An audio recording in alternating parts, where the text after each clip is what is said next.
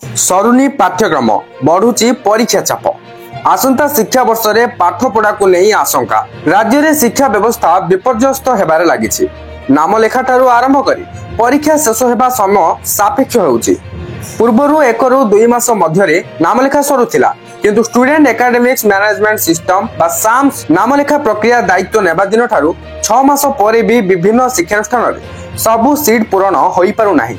आगको नुआ शिक्षा वर्ष रे मध्य साम्स नामलेखा प्रक्रिया हेबो तेणु ए वर्ष सही समान स्थिति देखा देबानी आशंका उपजी थिबा बेले पाठपढ़ा ठीक समय न सरिबा नै शिक्षाविद माने चिंता प्रकट कलेनी विलंबित प्रक्रिया व्यवस्था छात्र छात्री पाठपढ़ा उपरे प्रभाव पकाउची बोली सेमाने अभियोग करूछंती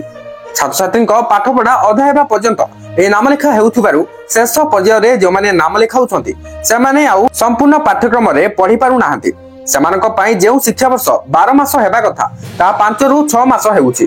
परीक्षा व्यवस्था मध्य समान स्थिति रे रहिछि विषय अनुसार 10 ରୁ 12 दिन मध्य सरिबाकु थिबा परीक्षा को 1 मास रु अधिक समय लागुछि समय अभाव एवं परीक्षा चाप जोगु छात्र छात्री मानसिक स्तर रे दुर्बल होई पडुछंती एभली व्यवस्था रे परिवर्तन न करा गले सरकारी शिक्षानुष्ठान रे शिक्षार मान ह्रास पाइबो बोली शिक्षाविद माने मत प्रकाश करिसंती तेणु आगको 2025-26 शिक्षा वर्ष पई विभिन्न उच्च शिक्षानुष्ठान रे नामलेखा प्रक्रिया हेबो या पूर्वरु सरकार व्यवस्था रे परिवर्तन पई पदक्षेप नियंतु बोली दाबी जोर धरिछि राज्य रे एबे दशम परीक्षा शेष होई सारिछि मार्च मास शेष सुधा युक्त 2 परीक्षा मध्य सरिबो या परे मे मास रे फल प्रकाश पाइबो किंतु फल प्रकाशन रो 6 मास पर्यंत छात्र छात्री नामलेखा राज्य में प्रतिवर्ष शेष हो पारु नाही गत 2024-25 शिक्षा वर्ष रे युक्त 2 निमंते जून 7 ରୁ जुलाई 6 पर्यंत नामलेखा आवेदन प्रक्रिया होइतिला जुलाई 18 रे प्रथम पर्याय मेधा तालिका प्रकाश पाइबा परे जुलाई 19 ରୁ 23 तारिख जाए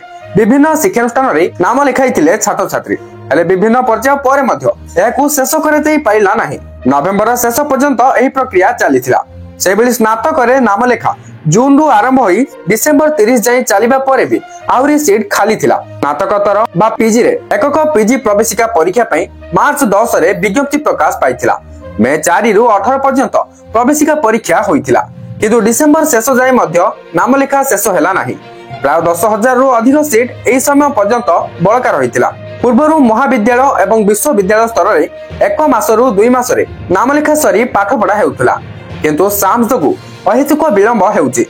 अन्य पक्षरे चलित थर राज्य सरकार बीएड एमएड और बीएचएड पाठ्यक्रम को आसंता जुलाई 24 तारिख सुधा आरंभ करने को निष्पत्ति निया जायछि जहा द्वारा ठीक समय रे पाठपढ़ा आरंभ होई ठीक समय रे परीक्षा करा जाई फलाफल मध्य घोषणा करा जाई परिबो एवं छात्र छात्री उपकृत होई परिबे तबे शिक्षा वर्ष आरंभ रु एभली निष्पत्ति को शिक्षाविद माने स्वागत करथिबा बेले सबु पाठ्यक्रम रे ए व्यवस्था करिबा को दाबी होईछि वर्तमान जे नुआ अपडेट आसीथिला ए अपडेट विषय रे आपनकर मतामत कोन रहउछि निहाती कमेंट रे जणाई देबे एवं एई वीडियो को शेयर करी समस्त पाखरे अपडेट को पहुंचाई दियंतु वीडियो किछि इन्फॉर्मेटिव थिला निहाती लाइक कर देबे एंड चैनल को सब्सक्राइब करिया को भूलिबेनी थैंक यू फॉर वाचिंग।